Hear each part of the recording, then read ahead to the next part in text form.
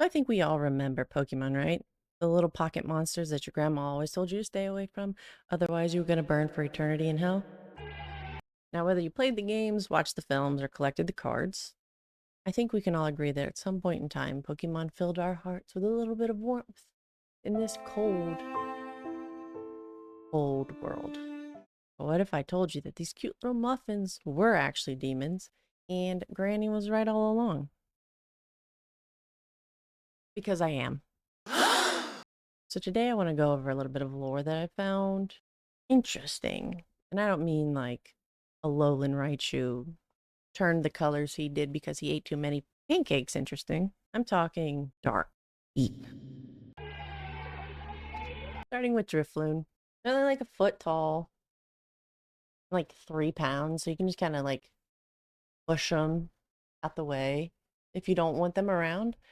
But if you're a child and you just find them so cute and precious, like I'm certain most of us would, you just want to grab on their little heart hands and walk with them. And you can. And they're going to guide you. Your death.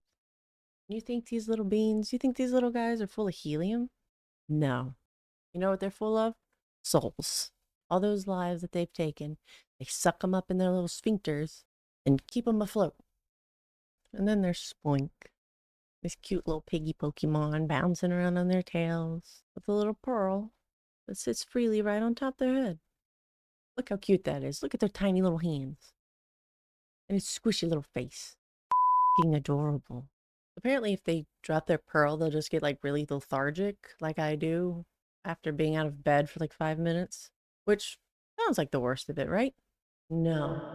These little bouncy bacon bits have to stay bouncing at all times. Otherwise, they f***ing die. Like, what if they trip? What if they step on a Lego? Thankfully, though, once they evolve into a grump pig, their lives aren't in jeopardy at all times. I hope. Originally, I was only going to choose like one or two to put on the list, but after doing some further research, I am fully convinced that like 90% of Pokemon are people. And I'm not talking like Ditto that can just transform into a person. I'm talking like curses in past lives. You can find this stuff in Pokédex logs, so I'm not like,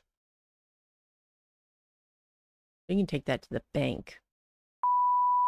Which, like, maybe that's how they justify people marrying Pokemon, apparently. So here's just a few of the Pokemon I decided to add to the list. A few. First up is Yamask. You remember this little guy, right? Floating around, holding his little mask, looking like something that you would have made in art class in elementary school. Apparently, they're actually masks of themselves in their past lives. And they remember all their memories from their past life.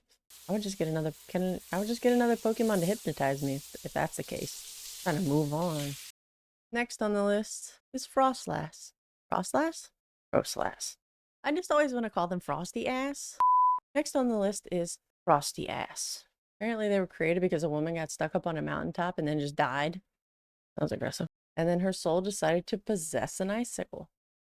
So now she just goes around collecting Pokemon and people's frozen bodies as decorations in her little home, which honestly goes hard as f.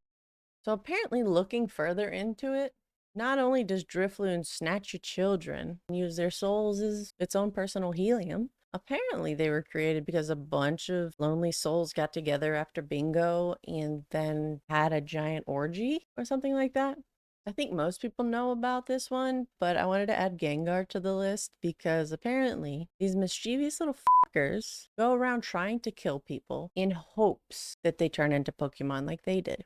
Which honestly, all Gengar needs to do is just hang out with Beware.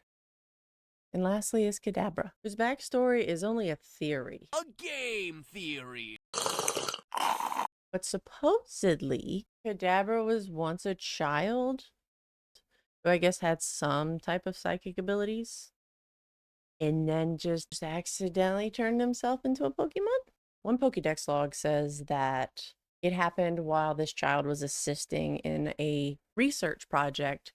Another one said he just woke up one day and chose to be a Pokemon rather than going through puberty, which honestly, that beats pimples. Looking into this stuff really made me question something. What if Ash really did die in the first episode and all the shows and the films were just fever dreams? What if we're not even real? What if we are actually a Pokemon's fever dream? What if we're actually Pokemon? What if everything we know is a lie?